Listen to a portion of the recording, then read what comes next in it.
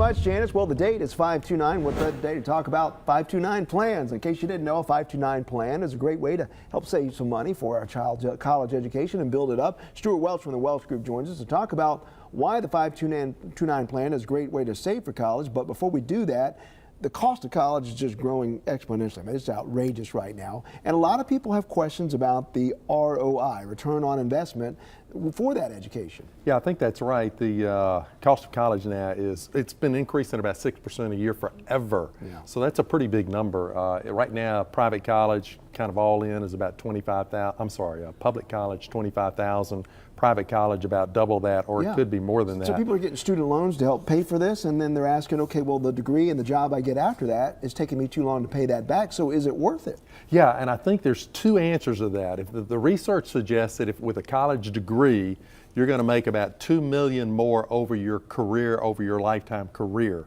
So that's if you have a college degree. If you have a college degree. Right. But Okay. I think, Mike, your point is well taken.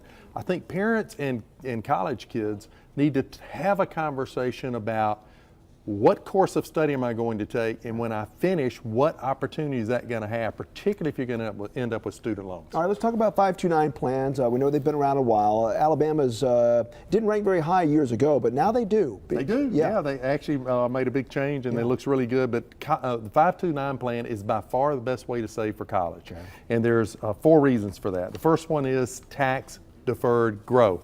So you don't get a tax deduction for putting the money in the plan, but once it's in there, it grows without any taxation. No taxation on the interest, the dividends, or the capital gains.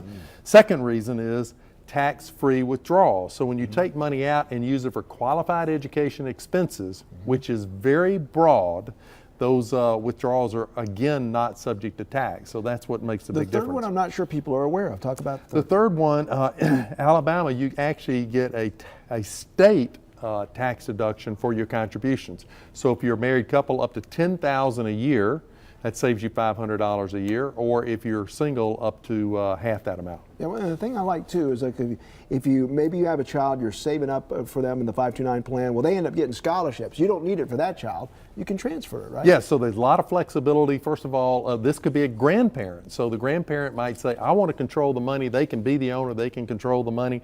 They can move it from child to child. They even, if the money's unused, can take the money out. Down the road, they pay a 10% penalty, and they pay tax on their But earnings. you got to be careful, right? Because you know, like Vanguard, I know is connected to the 529 plan in Alabama, which is very important because they have very low expense ratios. They do. So they're actually 2 plans, and the Vanguard portion is what I call the do-it-yourself plan. Okay. You go in, you pick the funds. There's a whole nother system within that Alabama 529 plan that's controlled by the brokers, and those have commissions associated with them. I would strongly recommend trying to go to the less expensive one. Those commissions are going to eat at those profits you make. All right, thank you very much, Stewart. Thanks, Appreciate Mike. it.